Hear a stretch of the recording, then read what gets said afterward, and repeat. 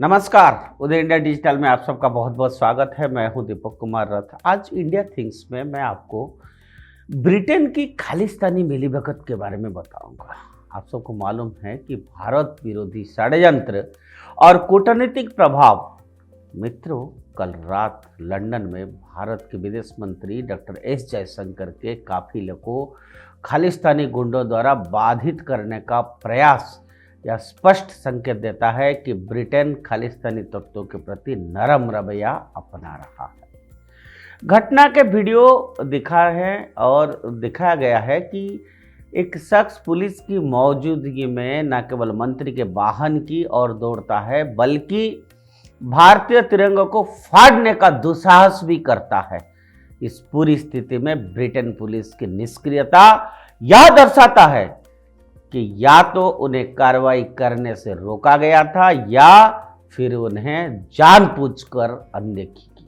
यह पहली बार नहीं है जब ब्रिटेन ने भारत के विरोधी तत्वों ने खुलेआम हिंसा भड़काने की कोशिश की हो, बल्कि इससे पहले भी भारतीय उच्चायोग पर हमले जैसे घटनाएं सामने आ चुकी हैं। ब्रिटेन में खालिस्तानी उग्रवादियों की बढ़ती गतिविधियां यह दर्शाता है कि वहां की सरकार या तो इन तत्वों को नजरअंदाज कर रही है या फिर जानबूझकर उन्हें प्रेशर दे रही है। ब्रिटेन जो खुद आतंकवाद के खिलाफ वैश्विक सहयोग की वकालत करता है, आखिर क्यों भारत विरोधी गतिविधियों को रोकने में असफल रहा है? ये सवाल आज भारत पूछ रहा है। इसका एक बड़ा कारण ब्रिटिश राजनीति में भारत विरोधी जो लॉबी है उसका प्रभावशाली होना है। कई ब्रिटिश सांसद, विशेष रूप से लेबर पार्टी के कुछ सदस्य खालिस्तानी समर्थकों के करीब जाने जाते हैं और यही कारण है कि जब भी ब्रिटेन में भारत के खिलाफ कोई गतिविधि होती है वहां की सरकार तो चुप्पी साध लेती या फिर सहज सांकेतिक निंदा करके मामले की रफा दफा करने की कोशिश करते हैं। ब्रिटेन में खालिस्तानी तत्वों को बढ़ावा मिलने का एक अन्य महत्वपूर्ण कारण आर्थिक और राजनीतिक समीकरण भी है। ब्रिटेन में सिख समुदाय की एक बड़ी आबादी है, जिनमें से कुछ कट्टरपंथी समूह खालिस्तानी विचारधारा का समर्थन कर दिए। मालूम है आप सबको, ब्रिटिश सरकार इन समूहों को पूरी तरह से खारिज करने के बजाय उन्हें अपनी घरेलू राजनीति के लिए साधने का प्रयास करता है। और यही कारण है कि लंदन में बार बार खालिस्तानी रैलियां होती है, खालिस्तान समर्थक झंडे लहराए जाते हैं और भारत विरोधी नारे लगाए जाते हैं, लेकिन ब्रिटिश प्रशासन इन्हें रोकने के लिए कोई ठोस कदम नहीं उठाता। भारत और ब्रिटेन के द्विपक्षीय संबंधों पर इस नीति का गंभीर असर पड़ सकता है।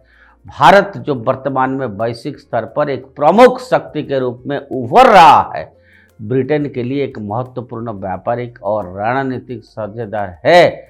हालांकि वर्षों से दोनों देशों ने कई क्षेत्रों में सहयोग बढ़ाया है, लेकिन ब्रिटेन में जारी भारत विरोधी गतिविधियां इस रिश्ते में बाधा डाल सकती है। भारत पहले ही ब्रिटेन सरकार से कई बार अनुरोध कर चुका है कि वह अपनी धरती को भारत विरोधी ताकतों के अड्डे का रूप में इस्तेमाल ना होने दे, लेकिन अब तक इसका कोई ठोस असर देखने को नहीं मिलता है।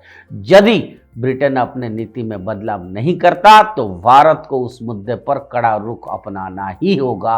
भारत अपने कूटनीतिक ताकत का इस्तेमाल करते हुए ब्रिटेन पर दबाव बना सकता है कि ये खालिस्तानी तत्वों पर सख्त रहे, और इसके अलावा भारत को यह भी सुनिश्चित करना होगा कि ऐसे देशों के साथ अपने संबंधों को पुनर्मूल्यांकन करें जो उनकी संप्रभुता और राष्ट्रीय सुरक्षा के लिए खतरा बन रहे हैं।